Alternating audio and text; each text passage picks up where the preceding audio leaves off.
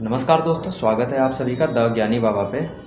आज हम बात करने वाले हैं फ्रीडम 251 की, 251 रुपये में स्मार्टफोन की। साल 2016 फरवरी की सुबह हल्की गुनगुनी धूप मिलती थी लोगों को।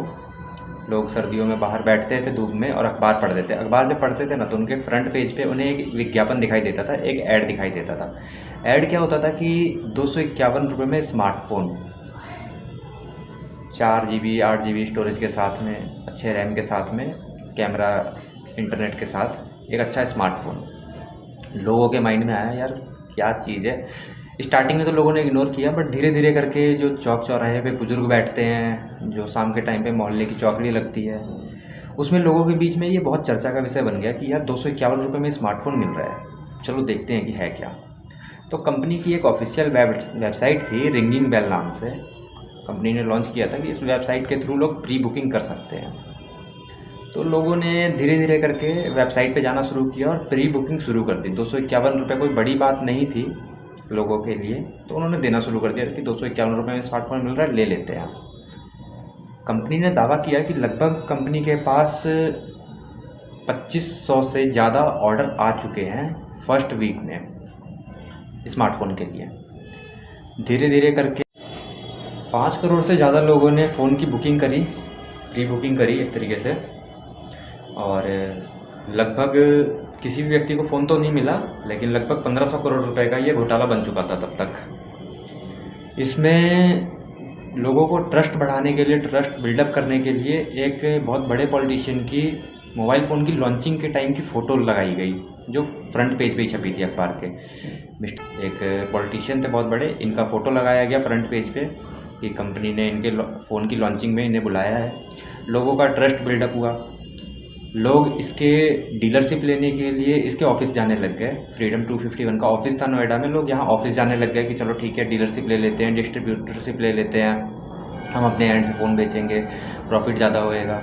बहुत सारे लोगों ने भीड़ लगाई और जब ये 1500 करोड़ का घोटाला बन चुका था, तब तक किसी को फ़ोन देखने के तक को नसीब नहीं हुआ था। प्री बुकिंग तो बहुत हुई थी, लगभग 5 करोड़ के आसपास प्री बुकिंग थी, बट किसी को फ़ोन मिला नहीं था उस टाइम तक। फिर साल 2017 में एक बहुत बड़े पॉलिटिशियन हैं किरीट सोमैया जी, उन्होंने कंपनी के अगेंस्ट में FIR दर्ज करी IT एक्ट के अंदर, जिसमें उन्होंने ये बताया कि भाई फ़ोन के नाम पे स्कैम किया जा रहा है, इसकी छानबीन करी जाए। छानबीन करी गई। अच्छा, छानबीन करी गई तो कंपनी के जो ऑनर थे उनको अरेस्ट किया गया नोएडा से, बिहाफ पे अरेस्ट किया गया। धीरे धीरे करके उनको ज़मानत मिली। एक टाइम आया जब उनको ज़मानत मिली तो उन्होंने अपने छोटे भाई को डायरेक्टर बनाया कंपनी का और खुद बेल पे रिहा हुए। बट समय के साथ साथ उनका जो स्कैम था वो ख़त्म नहीं हुआ, उनका स्कैम करने का तरीका ख़त्म नहीं हुआ।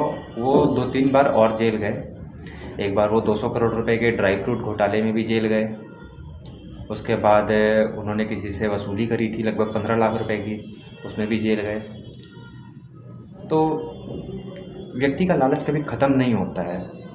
उन्हें पता था कि एक बार मैं जेल जा चुका हूँ, स्कैम कर चुका हूँ, लोगों को धोखा दे चुका हूँ, बट फिर भी उन्होंने खुद को नहीं रोका और धीरे धीरे करके अपना पतन खुद करते चले गए।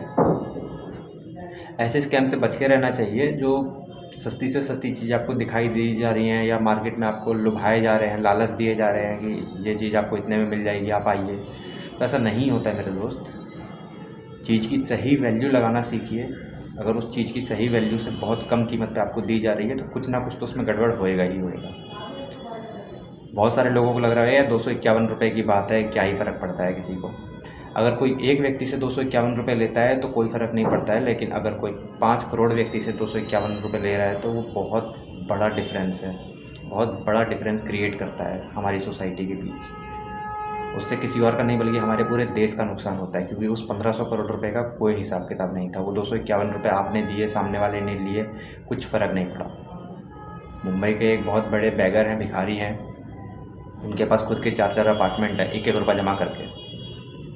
ये नहीं कह रहा हूँ कि किसी की मेहनत का पैसा है क्यों छीना जाए या क्यों किया जाए, वो भीख मांगते हैं, वो उनका काम है। बट जो स्कैम करते हैं वो स्कैमर का काम नहीं होना चाहिए, उसको रोकना चाहिए। आप समझदार हैं, ऐसे लोग अगर आपको अपने आसपास दिखते हैं तो उनको रोकिए।